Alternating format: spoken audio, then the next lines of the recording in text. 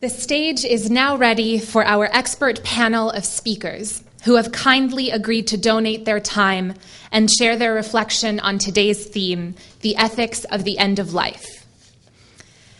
Our first speaker is Professor Gerald Winslow, who earned his doctorate from the Graduate Theological Union in Berkeley and was a visiting scholar at Cambridge University, University of Virginia, and University of Tübingen. As a devout Seventh-day Adventist, he has been teaching and writing about biomedical ethics for over 40 years. His books include Triage and Justice and Facing Limits. He is a member of the California Technology Assessment Forum and a consultant in biomedical ethics for major healthcare systems and pharmaceutical companies. Professor Winslow was the Dean of the School of Religion at Loma Linda University, where he is currently Vice President for Mission and Culture and Director of the Institute for Health Policy and Leadership. Upon a reading of one of Dr. Winslow's bulletins on medical ethics, Hassan Hathout said, "This is the Islamic perspective." Ladies and gentlemen, please join me in giving a very warm welcome to Professor Gerald Winslow.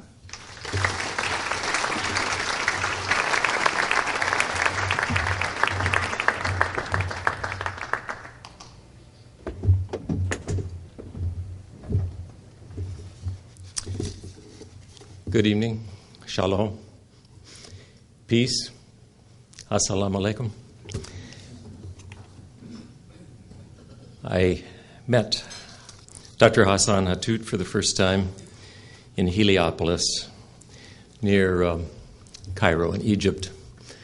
We were at a meeting hosted by the Islamic Organization of Medical Sciences, and I noticed on that occasion that Dr. Hathout was not only admired, even revered, by the people from around the planet who had gathered there, but that he was also loved. People listened in awe as he spoke, and I was one of them. We were there to talk about the Abrahamic faith traditions and the implication of those faith traditions for biomedical ethics. I learned, as I was there, listening to others and speaking as well, that there is much that we share.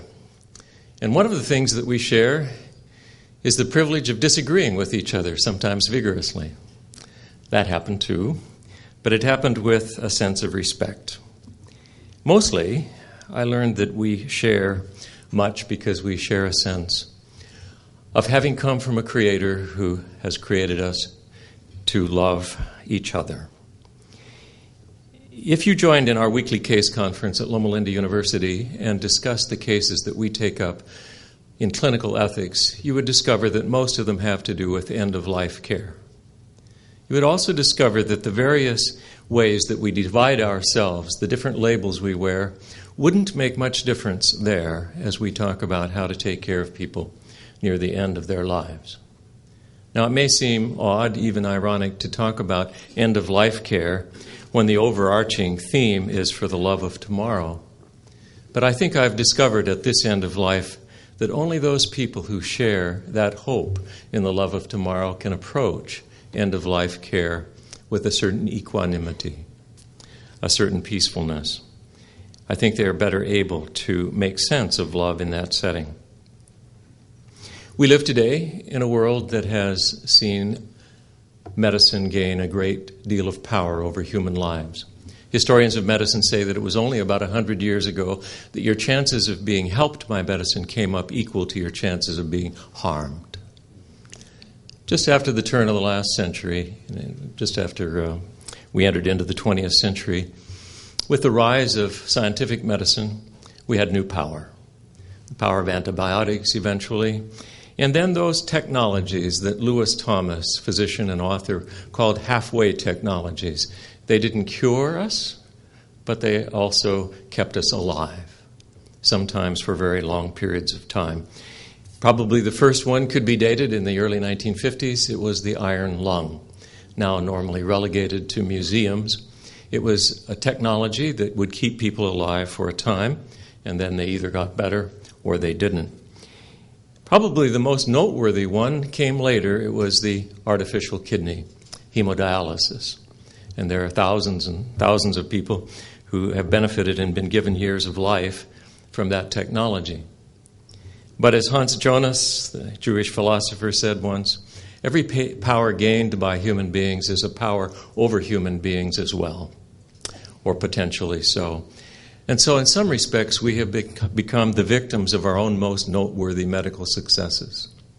Having learned to do cardiopulmonary resuscitation and putting people on ventilators, we were immediately confronted with questions in the 1960s about how long to continue doing that.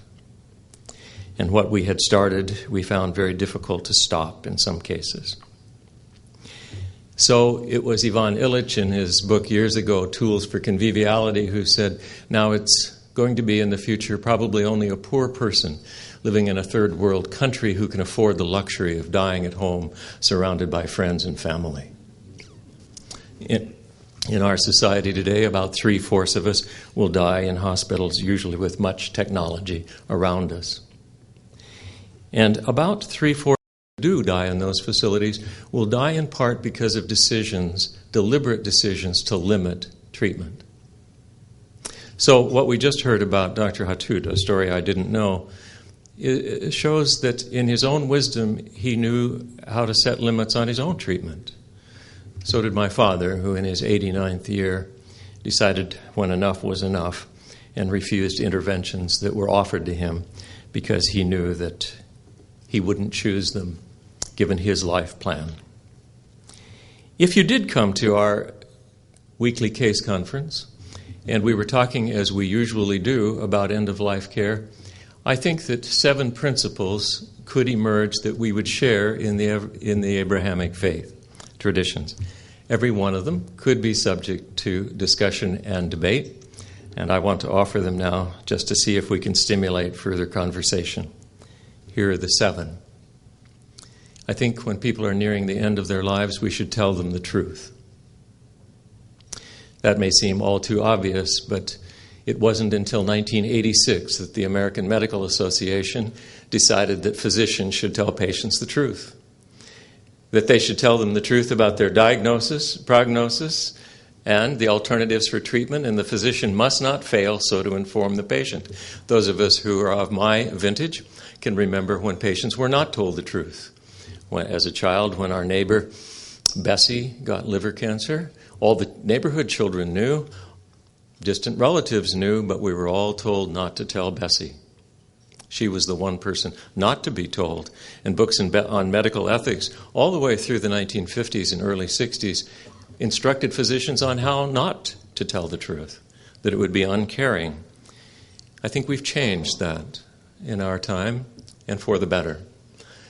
Early tomorrow morning, I will fly out of Los Angeles to Shanghai to the People's Republic of China. And there, I have in the past lectured on biomedical ethics too. And there you can have an interesting conversation about how and when and to whom the truth should be told. But what I notice is there's a growing commitment there to tell the truth. The second principle is that we should honor people's choices. My father, when he was 89, decided not to have more medical interventions.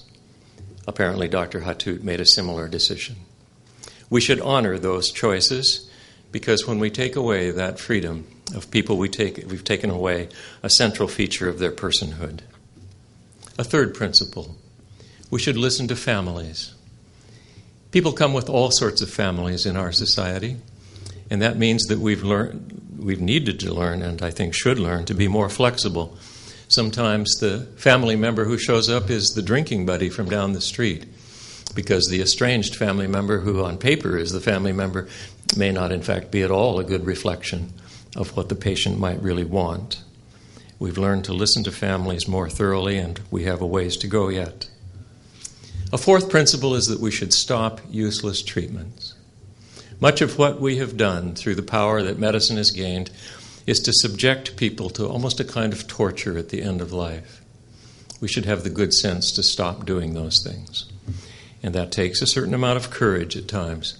When my sister called me before my father passed away and said my father is having those spells, as she called them, her word for his failing heart, what should she do? And I said, when when his heart stops, have the courage not to call 911. Just wait. Hold him in your arms until you're sure the time has passed. And that's what she did. And my father had that privilege that so few get. He died at home in his own bedroom. A fifth principle is perhaps coming to be the most debatable. I don't think that we should take deliberate actions to kill people. Now, in the Abrahamic religions, that was assumed in the past based on principle. It's less assumed today, and perhaps we can talk more about that. But I think that we cross a certain line when we take deliberate actions intended to shorten a life. And that's a line that I personally believe we should not cross for many reasons that perhaps we can discuss.